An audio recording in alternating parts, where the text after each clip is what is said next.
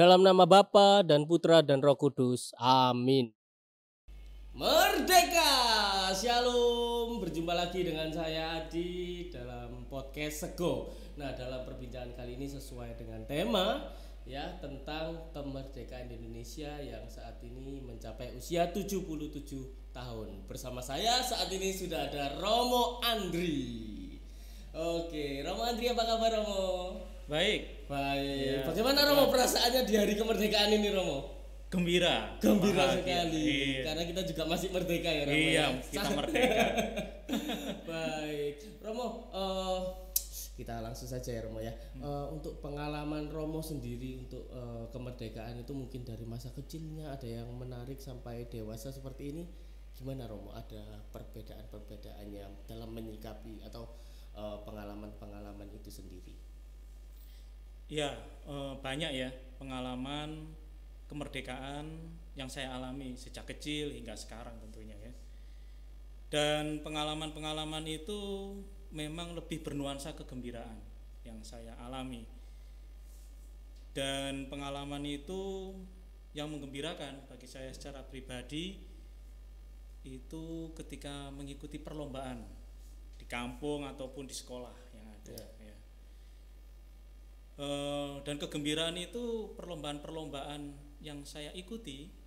Nah, itu saya alami ketika memang saya terlibat di dalam perlombaan dan kemudian memenangkan hadiah. Pada waktu saya di SD, ya, saya sekolah di SDK Yohanes Gabriel, saya mengikuti lomba memasukkan pensil dalam botol. Di situ saya merasa wah bahagia bisa memenangkan perlombaan dan dapat hadiah.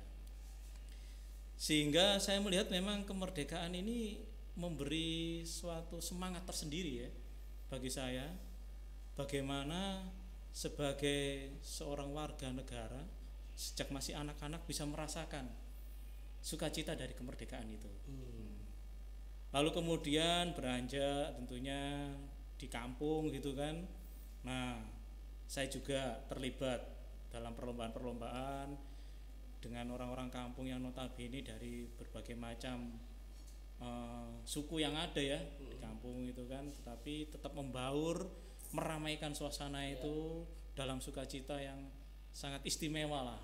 Perlombaan seperti itu kan mulai dari anak-anak, ibu-ibu itu ikut terlibat semua gitu kan, dan itu sungguh-sungguh indah ya menurut saya ya. Lalu juga akhirnya ketika saya beranjak ke SMA, saya juga merayakan kemerdekaan dalam rasa yang bahagia bagi saya ketika saya memang terpilih sebagai pemimpin upacara untuk event-event upacara upacara nasional gitu ya, yang besar gitu kan, entah 17 Agustus gitu kan, terus Sumpah Pemuda semacam itu kan. Nah, itu selalu karena saya ya menurut saya juga pengurus OSIS dan menurut dari guru pembina OSIS, ya kamu bagus gitu jadi pemimpin upacara. Wah, ada semacam kebanggaan tersendiri ya, kebahagiaan tersendiri, terpilih gitu kan dari sekian murid gitu kan. Boleh dikatakan pada waktu itu memang saya di Santanyes SMA itu mungkin ada sekitar 1000-an murid itu. Dan di event-event seperti itu saya menjadi pemimpin upacara gitu kan. Dan tentunya di saat upacara, nah bendera seperti kemerdekaan semacam ini, event-event momen gitu ya, ketika menyanyikan lagu Indonesia Raya, terus kemudian hormat kepada bendera, mengheningkan cipta, itu ada suatu perasaan pada diri saya secara pribadi itu memang tersentuh gitu ya, oleh karena memang jasa para pahlawan, dimana kalau kita melihat di makam pahlawan yang ada, itu ada yang tidak tertulis namanya. Jadi pahlawan yang tertulis dan tak tertulis, dimana itu tidak diketahui identitasnya, tapi dia sebagai seorang pahlawan yang akhirnya kita kenangkan di dalam upacara itu sendiri, bahwa sangat berjasa, akhirnya kita bisa mengalami kemerdekaan semacam ini ya. merayakan sukacita yang seperti itu, yang saya yakin kalau seumpama suatu negara tidak dalam keadaan bebas merdeka, mungkin tidak bisa ada event merayakan semacam ini gitu kan. Nah seperti itu, saya lebih condong ke dalam pengalaman saya secara pribadi itu seperti itu, dan tetap saya merasakan di dalam pengalaman kemerdekaan di masa-masa ketika saya masih studi sampai sekarang pun masih ada rasa syukur ketika saya bisa ya mengenang gitu kan jasa-jasa atau tindakan-tindakan kepahlawanan dari para pejuang kemerdekaan ini gitu ya. Nah, sehingga tidak sedikit juga ketika berada di rumah terus kita nonton ya acara-acara atau film-film pejuang-pejuangan kemerdekaan itu rasanya membangkitkan semangat nasionalisme gitu ya, dan rasa memiliki negara ini. Memang itu sangat penuh dengan rasa syukur yang saya alami secara pribadi. Saya rasa seperti itu dari saya loh ya. Oke, menarik tadi ya, waktu di SMA. Ini Surabaya Romo ya, sekolahnya Romo ya? Saya ya. Oke. Di Surabaya. Di SMA Romo mengatakan bahwa terpilih menjadi pemimpin upacara. Wah, saya dulu jadi paling suka itu jadi pemimpin pasukan yang paling kanan atau paling kiri ya, yang kasih aba-aba itu untuk peleton semuanya. itu ya. Iya, itu yang menurut saya yang keren itu. Tapi ya dari situ Romo juga terpilih sekarang menjadi pemimpin umat ya Romo. Ya syukur gitu kan, seperti itu. Karena kan banyak yang terpanggil tapi ya sedikit yang terpilih kan gitu. Ya. Oke, loh tadi kan sampai SMA Romo, SMA-nya di Santa Agnes Surabaya. Kemudian untuk seminarinya, waktu di seminari bagaimana Romo? Pengalaman tentunya melewati kan Romo hari-hari kemerdekaan itu di seminari. Saya tidak mencecap seminari menengah seperti itu ya. Oh ya.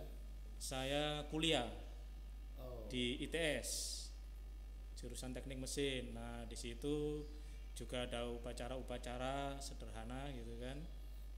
Nah lalu kemudian kalau di seminari saya masuk di biara.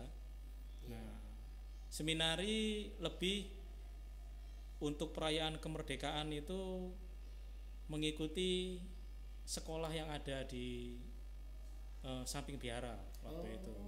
Jadi jadi para fraternya itu juga ikut upacara bendera bersama sekolah pada waktu itu di Jakarta. Nah itu ada sekolah.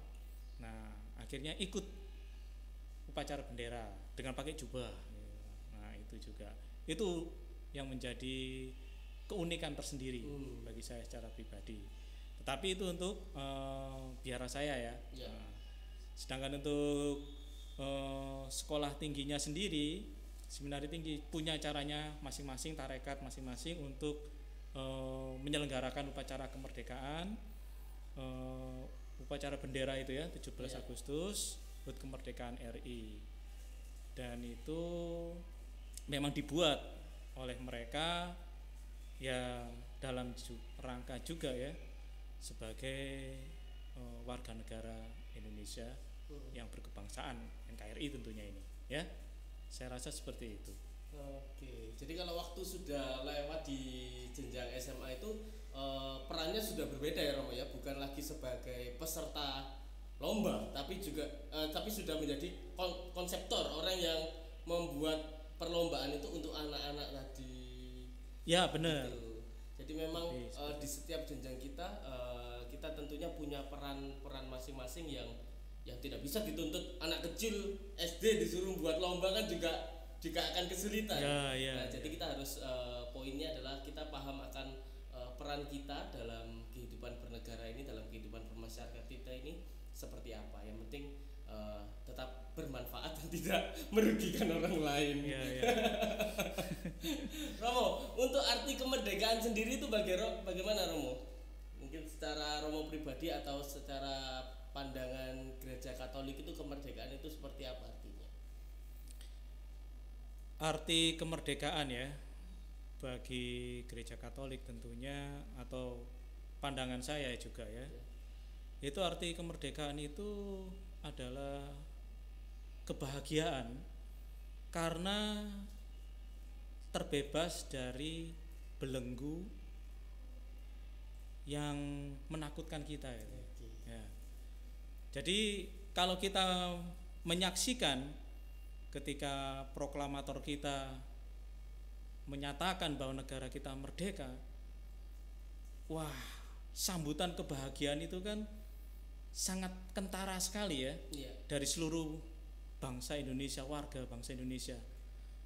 Mereka begitu senang sekali, merdeka gitu kan, bahagia itu loh, senyumnya itu lepas gitu, sumringah gitu. Tertawanya lepas sekali gitu kan. Setelah perjuangan yang sedemikian lamanya, akhirnya mereka terbebas dari ketakutan-ketakutan, dari belenggu-belenggu ketidakbebasan itu gitu ya. Nah, baik cara berpikir, terus kemudian menentukan sikap, melakukan tindakan-tindakan yang ada, terus menata hidupnya sendiri sebagai warga negara yang berkebangsaan gitu ya. Itu akhirnya mereka temukan. Nah, kebahagiaan itu tiada taranya memang kemerdekaan itu ya. Akhirnya kemerdekaan itu ya memang adalah rasa bahagia kita. Kita merdeka, kita bahagia, itu berarti kita memang merdeka gitu ya. Memang merdeka. Nah, dan tentunya kebahagiaan seumpama juga kita dari rasa takut ya. Nah, tentunya kebahagiaan yang ada oleh karena kemerdekaan ini juga ketika kita memilih sesuatu yang benar ya. Ketika kita terbelenggu dalam sebuah dosa atau kesalahan, itu juga sikap batin kita kan merasa tidak merdeka gitu. Ya.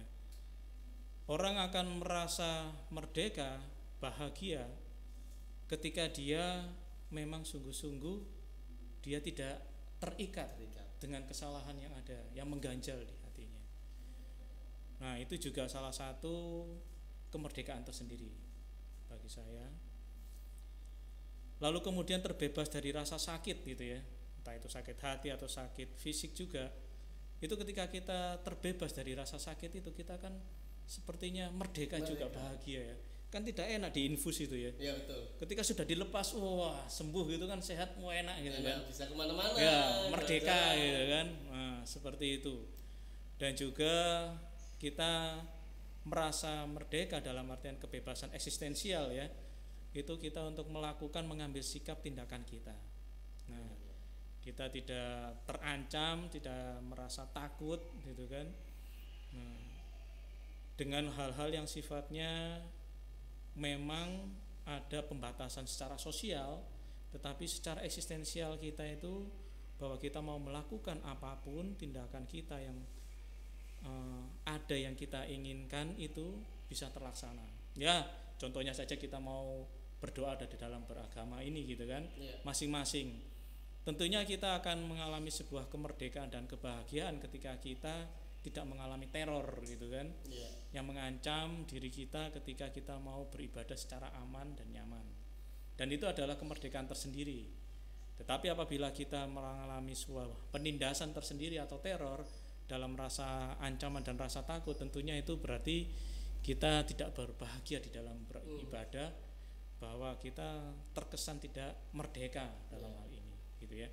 Nah, itu salah satu poin juga bagi saya. Arti kemerdekaan itu bahwa kita memang bahagia dan merasakan kedamaian semacam itu. Nah, seperti pada waktu saya selama ini sebelum bertugas di sini kan saya sebagai kepala sekolah. Nah, itu kan merayakan kemerdekaan oleh karena pandemi ini tidak bisa kita laksanakan upacara yang seperti ini gitu kan, kumpul bersama semua murid-murid dan guru-guru yang ada gitu kan. Nah, mengadakan perlombaan karena selama pandemi itu, dan itu kan situasinya kan sangat sulit gitu kan. Sepertinya kita berada di dalam ketakutan untuk mengekspresikan kebahagiaan kita dalam menyongsong kemerdekaan itu gitu kan. Nah, kemudian setelah pandemi berlalu, kita bisa melihat kebahagiaan sukacita dari sekolah-sekolah yang ada, dari murid-murid yang ada, guru-guru yang ada, orang-orang yang ada gitu kan. Tidak lagi di karantina di dalam rumah, tapi bisa mengekspresikan kebahagiaan kemerdekaan ini gitu kan. Dan itulah juga yang menurut saya pesan juga ya Tuhan kita Yesus Kristus itu melalui 1 Petrus ya. Ya, 1 Petrus kan mengatakan di dalam 1 Petrus itu 2:16, berbahagialah kamu di dalam hidupmu yang merdeka. Nah, jangan seperti orang-orang yang melupakan kemerdekaan mereka, menyalahgunakan kemerdekaan mereka untuk melingkupi kejahatan-kejahatannya, menutupi kejahatan-kejahatannya. Nah, kita bisa merasakan kemerdekaan ini dan juga pasti akan solider ya dengan orang-orang yang berada di dalam keterancaman atau teror, penindasan atau penjajahan yang ada dengan mereka yang memperjuangkan kemerdekaan. Karena mereka yang tentunya negara-negara yang tidak merayakan kemerdekaan karena mereka sendiri sudah sejak dulu merdeka. Dalam arti ini ya mereka tidak merayakan kemerdekaan, tidak ada hari kemerdekaan. Gitu ya. Iya. Karena mereka menjajah kita itu. Nah, semacam itu. Pasti negara-negara itu tidak punya hari kemerdekaan. Berbeda dengan kita punya hari kemerdekaan terbebas dari ya tentunya belenggu kungkungan rasa bahagia kita sebagai manusia berkebangsaan. Ya kalau kita mau cek sih pasti negara-negara yang pernah menjajah itu ya, itu pasti juga tidak punya hari kemerdekaan. Karena tidak pernah terjajah. Karena tidak pernah terjajah. Gimana ya. Mau merdeka? Dijajah belum? Iya. Itu ya. Iya. Nah, seperti itu yang dimaksudkan bahwa menyalahgunakan kemerdekaan mereka karena tidak pernah dijajah untuk menutupi kejahatan-kejahatan itu. Semacam itu. Itu yang disampaikan bahwa jangan seperti mereka ketika kita memang sudah menjadi orang yang merdeka saat ini, janganlah kita lupa akan sejarah kemerdekaan kita, maka kita yang berbahagia oleh karena kemerdekaan kita, maka kita menindas atau ya istilahnya menjajah itu kemerdekaan orang lain, kebahagiaan orang lain.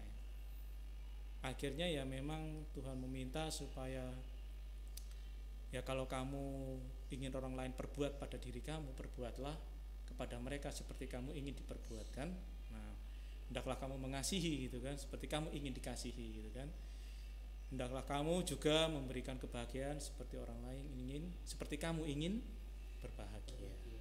Menurut saya seperti itu arti kemerdekaan itu ya. Jadi meskipun dalam kondisi sekarang mungkin kemerdekaan dalam konteks yang luas ya, kalau personalnya belum merasa merdeka karena masih ada pinjol.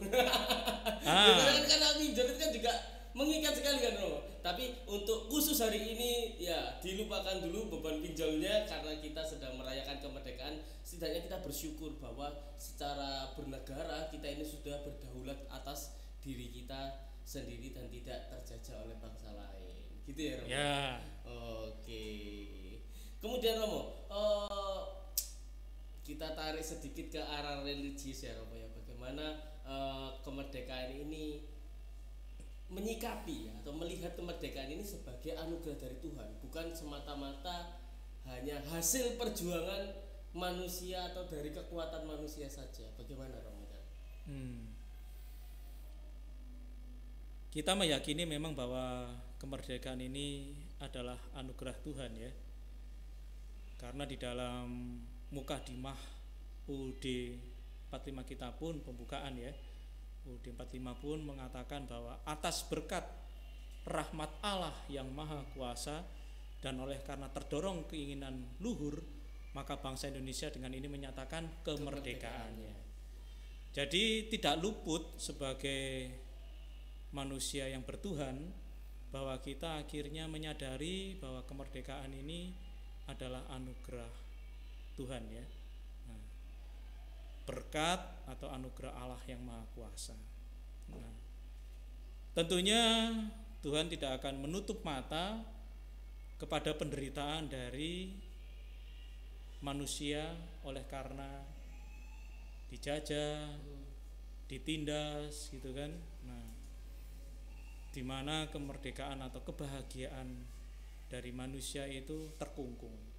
Tuhan tetap ingin manusia ciptaannya itu mengalami kebahagiaan. Nah, maka dari itulah juga Galatia 5 ayat 1 menyatakan bahwa Kristus memerdekakan kita. Sejak semula Allah mewahyukan dirinya ingin agar semua manusia itu mengalami kemerdekaan atau kebahagiaan. Dan tidak pernah ada yang sifatnya dari manusia itu Tuhan itu membiarkan manusia di dalam penderitaan, mengalami penindasan dan penjajahan semacam itu. Nah, dalam konteks hal ini tentunya akhirnya kalau kita merunut di dalam Tuhan yang sesungguhnya juga ingin membebaskan kita tidak hanya dari eksternal ya, yaitu orang-orang di luar diri kita yang membelenggu kebebasan kita, seumpama juga menyiksa kita, membuat kita terpenjara gitu kan, kebahagiaan kita, diri kita ya secara fisik ya, tetapi juga sebenarnya adalah membebaskan jiwa kita, hati nurani kita. Nah, disitulah kita bisa melihat juga bahwa sebenarnya hati nurani kita itu sendiri juga adalah anugerah Tuhan untuk memilah mana yang baik, mana yang tidak baik. Kita akan terikat oleh karena ketidakbaikan atau dosa itu sendiri itu adalah digambarkan sebagai belenggu atau penjara. Ya. Karena kan itu kan seperti istilah dari sebuah lingkaran setan. Dosa itu selalu menuntut kita untuk mencari kebahagiaan semu atau yang semata, bukan kebahagiaan yang hakiki gitu kan, kemerdekaan yang hakiki gitu kan. Dan disitulah Tuhan sebenarnya ingin melepaskan kita dari dosa-dosa atau ketidakbaikan itu. Nah, itu salah satu bahwa kita merdeka secara hati nurani, secara jiwa kita. Tentu tidak akan tenang seseorang itu ketika dia melakukan dosa atau kesalahan, dihantui rasa bersalah terus menerus. Sumpama dia membunuh, mencuri, ya itu kan, korupsi, pasti dia itu di dalam dirinya tidak tenang, dikejar-kejar oleh rasa bersalah itu. Nah, itulah yang sebenarnya yang ingin dibebaskan oleh Tuhan, yaitu hati nurani yang merdeka itu ya. Nah, anugerah Tuhan tersendiri adalah ketika manusia itu mampu memilah-milah mana yang baik dan memutuskan yang baik itulah, akhirnya termerdekakan secara jiwa. Dan sebenarnya sebuah negara ketika juga memiliki sikap seperti itu, bahwa semua manusianya itu berhati nurani yang bebas ya untuk memilih yang baik, maka dengan sendirinya sebenarnya akhirnya terjadilah yang disebut dengan kebahagiaan secara komunal atau secara negara itu. Karena itulah yang sebenarnya anugerah Tuhan inginkan, bahwa sebuah bangsa atau negara itu memang mengalami sebuah keterbebasan dari belenggu, dari dosa atau pemikiran-pemikiran buruk itu. Ketika semua manusia berada di dalam kebebasan, dalam artian belenggu dari dosa dan kesalahan, itulah akhirnya kita bisa lihat sebagai sebuah anugerah tersendiri, bahwa jalan kebahagiaan akhirnya kepada yang hakiki gitu kan, yaitu kebahagiaan sejati adalah bersama Tuhan itu. Nah, itu. Jadi sebetulnya kalau saya tangkap dari tadi kemerdekaan sebagai anugerah dari Tuhan ini sudah diberikan lewat manusianya sejak lahir ya Romo. Maksudnya begini, tadi kan Romo menyampaikan juga membedakan mana yang benar dan mana yang salah. Itu kan bisa menggunakan dua, menggunakan pikiran, akal pikiran kita, juga menggunakan hati nurani. Betul ya Romo ya? Dan tidak ada satu orang pun bayi yang dilahirkan Tuhan dengan pemikiran saya besok akan membunuh kalau sudah besar. Nggak ada ya Romo ya? Semuanya berdasarkan startnya itu pasti dari baik semua. Tidak ada yang bayi yang sudah disetting untuk mencuri, itu tidak ada. Bahwa kemudian kedepannya dia melakukan hal-hal yang jahat dan kemudian mengikat dirinya sehingga dia tidak merdeka, itu adalah sebuah pilihan hidup dari kesalahan mungkin dari berpikir atau hati nuraninya atau desakan ekonomi. Ada juga faktor itu ya Romo ya. Oke. Jadi kan bagaimana Pak Romo kalau kita mau bersikap ya, kita kan sebagai manusia ya, kalau Tuhan kan punya 3 identitas ya Romo. Iya betul Romo. Atau banyak sekali identitasnya Tuhan itu. Ya kalau kita sebagai manusia mungkin saya klasifikasinya jadi 2 dulu. Jadi umat Katolik atau umat beragama dengan menjadi warga negara. Nah, bagaimana kita menyeimbangkan ketika kita menjadi umat Katolik dan warga negara dalam hidup bernegara kita? Bagaimana sikap yang pas? Untuk sikap kita sebagai warga negara dan sekaligus Katolik, mungkin kita perlu mengingat semangat dari Monsinyur Sugio Pranoto ya. Yang 100% Katolik, 100% Indonesia. Menurut saya sikap itulah yang mesti kita miliki, bahwa kita 100% Katolik, 100% Indonesia. Sehingga kekatolikan kita ini memang memiliki semangat nasionalisme juga. Bahwa kekristenan sebagai warisan budaya barat semacam itu tidak lagi menjadi sebuah eksklusivitas ya, melainkan sungguh-sungguh mendarah daging pada diri kita bahwa kita ini sudah sungguh-sungguh adalah warga negara Indonesia. Nah, kalau kita mau runut dari semangat Sugio Pranoto, bagaimana akhirnya Paus Pius ke-12 mengakui kemerdekaan bangsa Indonesia, itu memang adalah peran yang sangat penting ya. Karena uskup pertama dari negara Indonesia adalah Monsinyur Sugio Pranoto.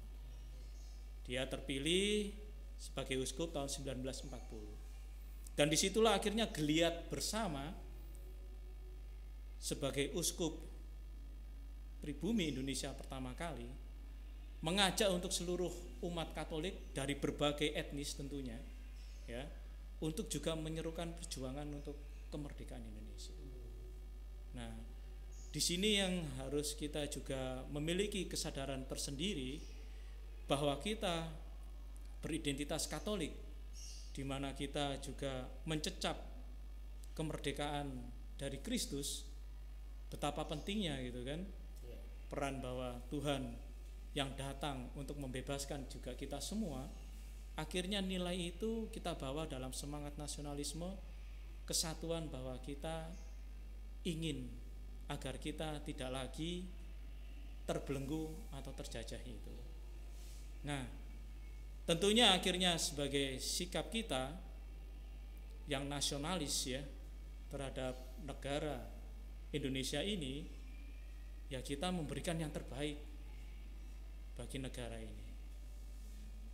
Berikanlah apa yang kamu berikan kepada Tuhan yang wajib kamu berikan, kepada kaisar apa yang wajib kamu berikan kepada kaisar. Jadi inilah totalitas bahwa kita sebagai makhluk bertuhan, kita wajib memberikan diri kita yang terbaik untuk Tuhan, dan juga tentunya sebagai warga negara Indonesia kita berikan yang terbaik juga bagi warga negara Indonesia ini, bagi negara kita, bagaimana akhirnya kita menjaga tetap keutuhan ini. Jadi sikap kita untuk menjaga keutuhan negara kita, perjuangan kita, kita siap sedia untuk selalu mau membangun negara Indonesia ini lebih baik. Maka melihat bagaimana dedikasi perjuangan para pejuang Katolik Indonesia juga yang pasti banyak ya. Nah, Iji Kasimo semua seperti itu kita juga bisa lihat. Terus juga Thomas Matulesi dan segalanya ya, pasti kita pahlawan-pahlawan pejuang kemerdekaan itu tentunya membawa panji-panji kekatolikan yang ada.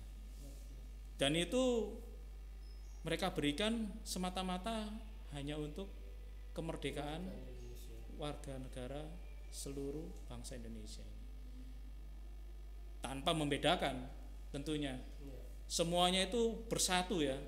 Etnis apapun, warna kulit apapun yang ada pada waktu itu merasa bahwa kemerdekaannya itu dirampas, semuanya kan berjuang untuk menjadikan satu bangsa Indonesia ini sebagai bangsa merdeka. Merdeka sama-sama. Iya, merdeka sama-sama. Itulah yang mesti kita jaga, semangat itu, bahwa akhirnya apa yang menjadi program dari pemimpin bangsa kita ini untuk menyejahterakan warga negara kita, seluruh bangsa Indonesia, kita dukung dengan baik. Karena kita sendiri tentunya perlu mengingat pejuang-pejuang yang bersimpah darah ya. Oleh karena itu semua demi agar kita mengalami kebahagiaan kemerdekaan ini. Jadi apa yang bisa kita berikan sebagai warga negara Indonesia ini yang terbaik ya kita berikan dan kita perjuangkan bersama. Sambil diminum dong, boleh dong. Oh iya, baik. Karena ini juga agak baik sekarang, minumnya agak manis. Biasanya tawar, Romo. Oh iya ya, tawar itu pakai air putih biasanya. Ini lain. Oke Romo. Romo, saya mau dari itu tadi 100% Katolik, 100% Indonesia, nanti saya ada satu simulasi Romo, simulasi kan. Misalkan Romo, ini kan hari bertepatan dengan 17 Agustus, Hari Kemerdekaan Indonesia. Biasanya di kampung-kampung itu ada mungkin ada kerja bakti, kemudian dilanjutkan dengan perlombaan yang hanya hari itu saja. Dan kebetulan hari itu, hari kemerdekaannya waktu Minggu Romo, waktu bertepatan kita dengan ke gereja, dan misalnya cuma 1 kali di situ. Nah, mana yang harus dipilih sebagai umat Katolik atau warga negara yang Katolik, antara ikut kerja bakti itu atau ke gereja Romo? Gimana Romo? Biar agak gayang dikit.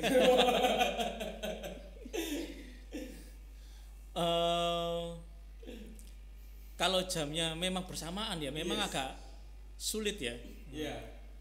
Karena itu yang saya alami Romo, masalahnya Romo. Biasanya gitu soalnya. Minggu-minggu kerja bakti ke gereja. Aduh, Tuhan umat yang mana ini? Tuhan warga negara. Tuhan warga negara. Iya. Gimana Romo?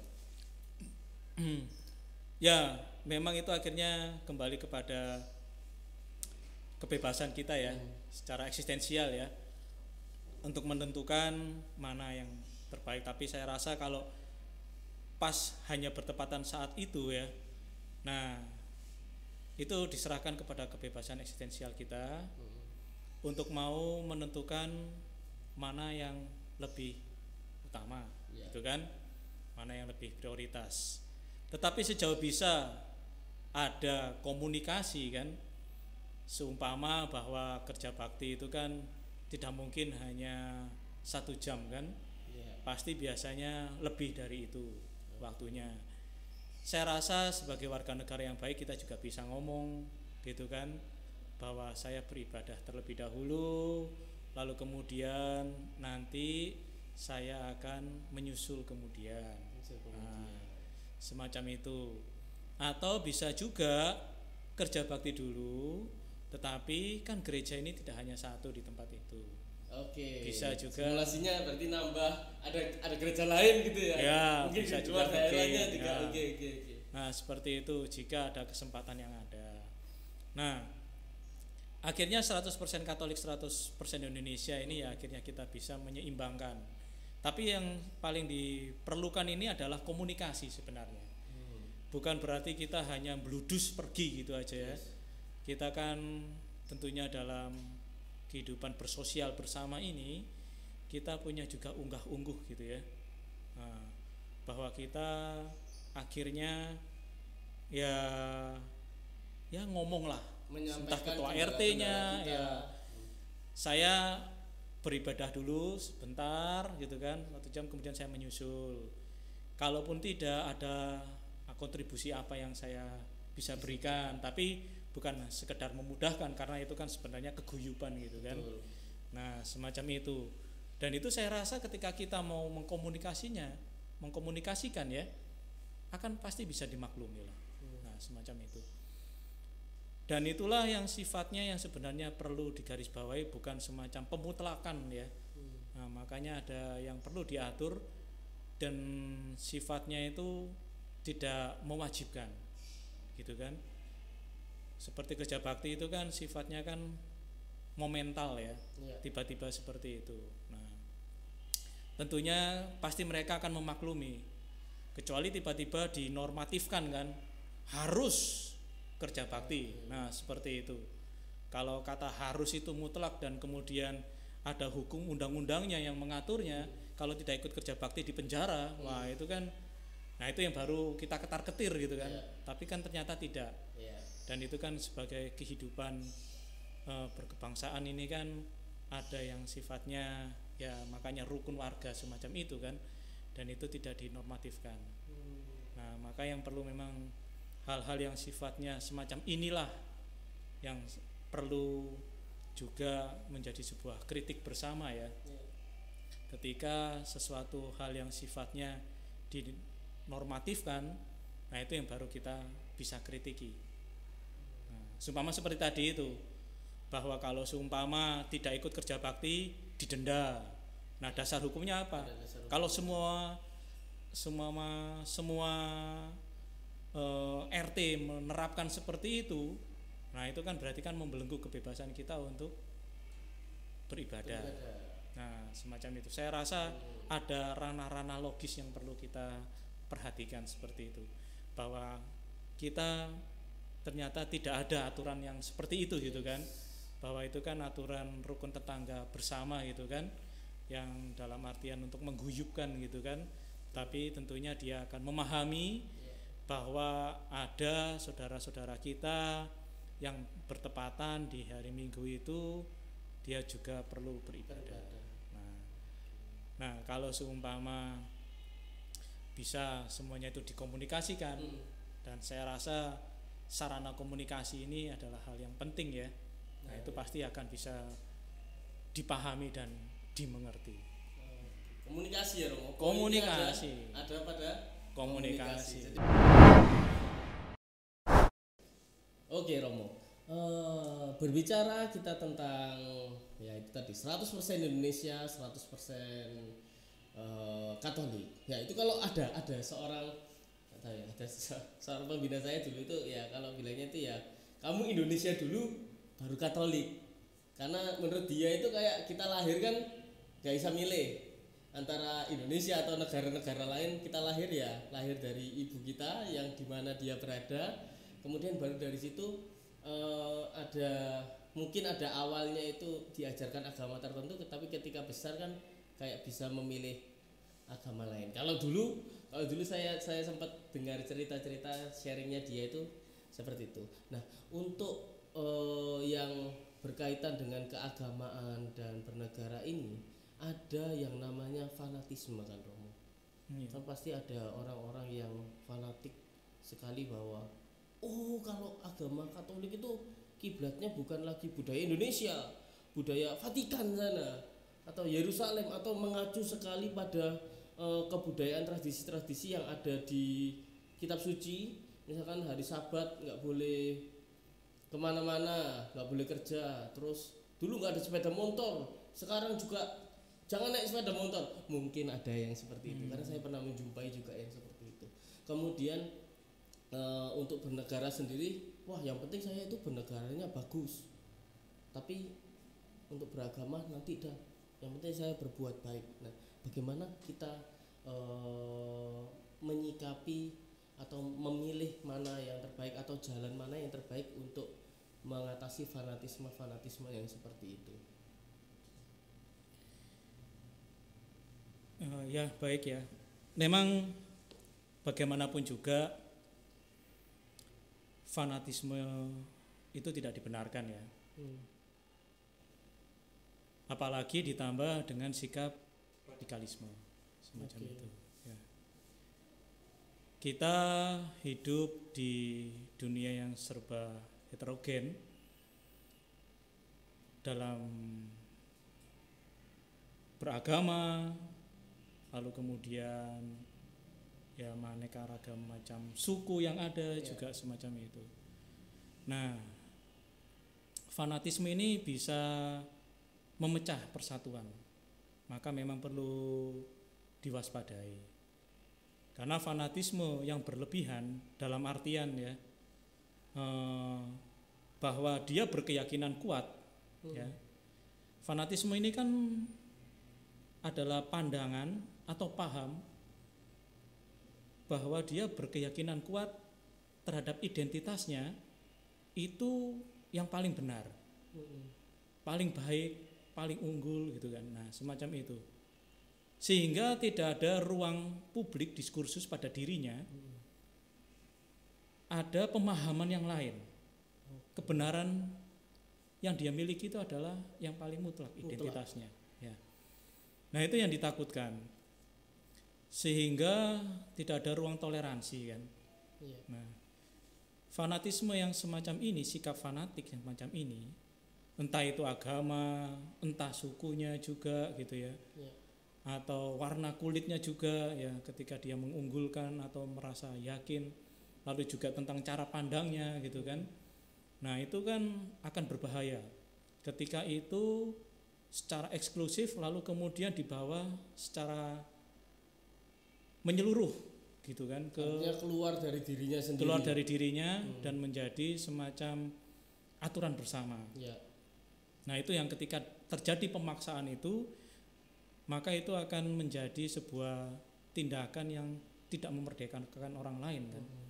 Nah, itu yang ditakutkan ya, seperti kita bisa melihat ketika terjadi sebuah pemaksaan pemakaian atribut keagamaan. Nah, yang sebenarnya orang punya kebebasan untuk tidak memakai atribut itu, di mana beragamnya dunia ini gitu kan.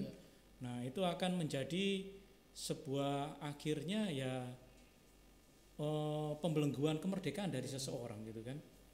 Nah, disinilah peran negara memang penting untuk mewadahi agar setiap agama itu tidak fanatik memaksakan ini menjadi aturan negara. Kebebasan seseorang itu menjadi hal yang kebebasan penting karena keberagaman ini tidak bisa dinormatifkan.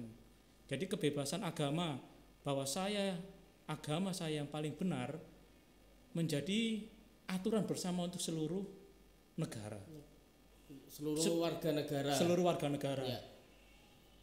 Nah, seperti tadi bahwa atribut kesucian itu adalah mengenakan atribut ini. Maka ini diterapkan bahwa ini yang paling benar, semuanya harus memakai atribut itu. Karena ini adalah keinginan dari Tuhan, seumpama seperti itu. Tuhan dalam konteks Tuhannya yang dia itu ya. Ya, dia yakini. Agama kepercayaannya dia. Agama dan kepercayaannya masing-masing.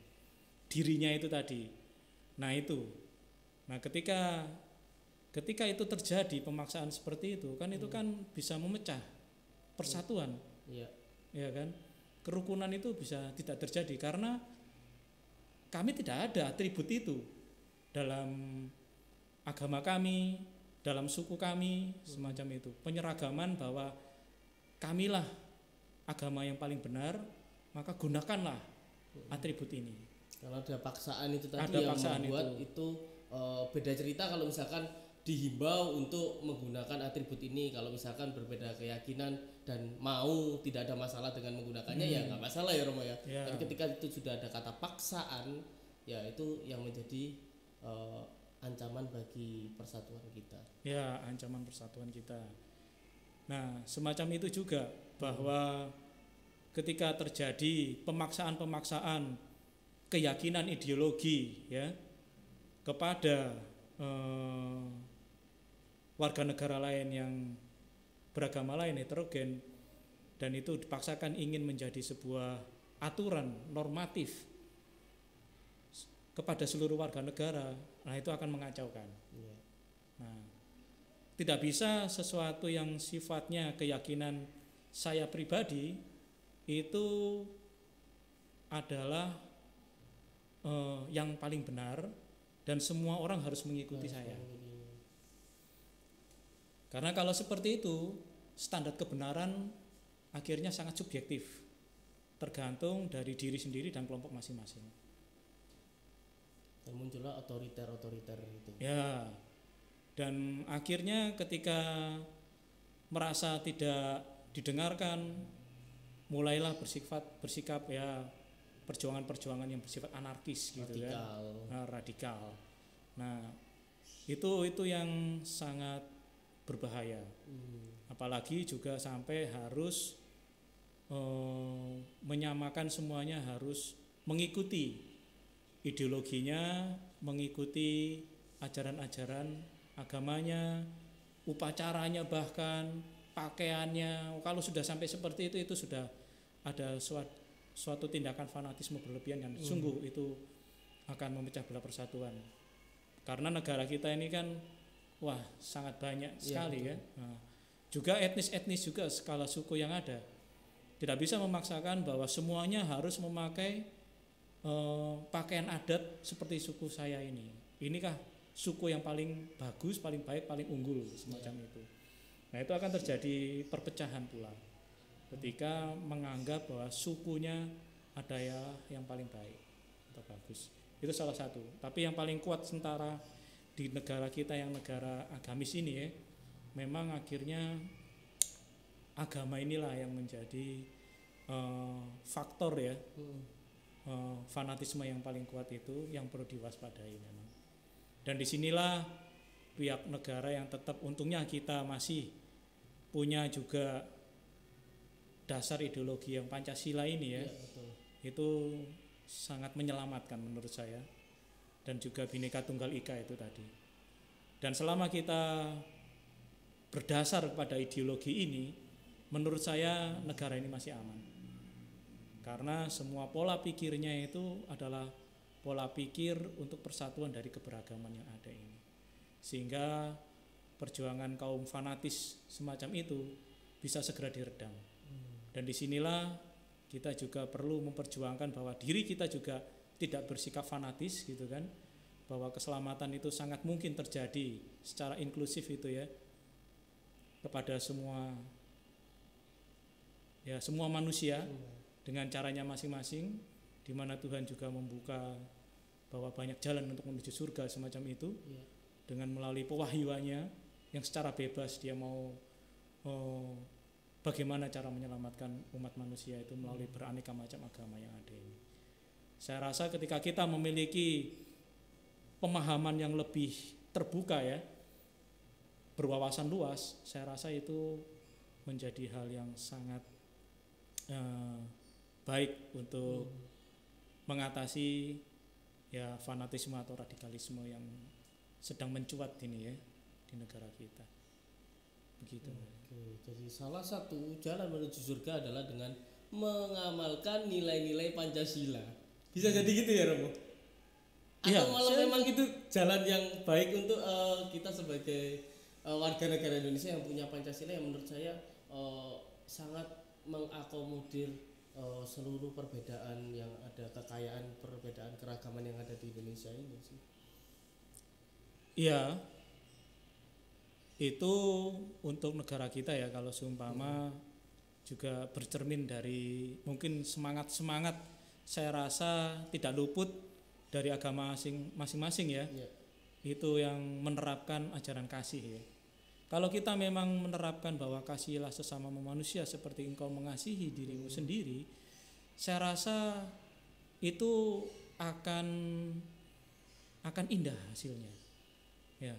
Karena ketika kita berpikiran bahwa saya tidak mau disakiti, maka saya tidak akan menyakiti orang lain. Ketika saya mau melihat orang lain itu saya ingin bahagia, maka saya pasti ingin orang juga melihat orang itu berbahagia. Konsepnya sangat mendasar seperti itu, sehingga kita juga bisa melihat bahwa saya tidak ingin dipaksa, maka saya tidak mau memaksa orang lain. Dan itulah yang menjadi penentu mengapa ajaran dari kasih semacam ini itu menjadi sebuah pendasaran pula. Menurut saya, para pencetus ideologi Pancasila juga akhirnya menciptakan ya ideologi ini, dan juga mendasar kepada kebutuhan-kebutuhan manusia yang dasariah untuk merdeka, bahagia, terus apalagi berbineka semacam ini, betul. agar tetap terjaga NKRI itu ya. Saya rasa kontribusi dari semua pemuka agama, kaum religius dalam bagaimana pada waktu itu untuk membentuk negara yang sangat berbineka ini agar tetap satu, spiritnya pasti ada di dalam ajaran kasih dari masing-masing setiap agama itu, sehingga melahirkan Pancasila yang istimewa itu untuk bisa mengayomi semua kebinekaan yang ada. Saya ada satu pernyataan menarik, tapi saya lupa dari siapa. Salah satu tokoh itu, kalau nggak salah saya itu bacanya itu adalah ketika kaki ganti kaki, tangan ganti tangan, kemudian mata diganti mata, maka seluruh dunia akan buta. Itu ada yang menuliskan seperti itu.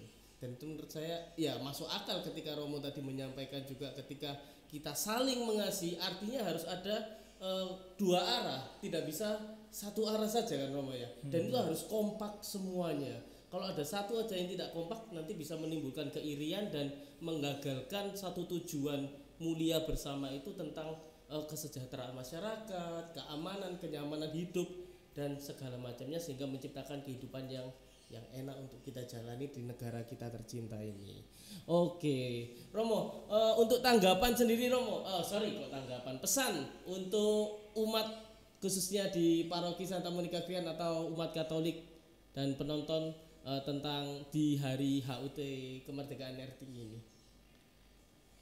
Ya, pesan saya untuk umat Katolik khususnya di Paroki Santa Monica Krian ini ialah mari kita menjaga keindahan bumi pertiwi kita ini, menjaga rasa persaudaraan, menjaga kesatuan negara kita ya. Lalu juga tak kalah penting bahwa kita tetap bersemangatkan 100% Katolik, 100% Indonesia itu.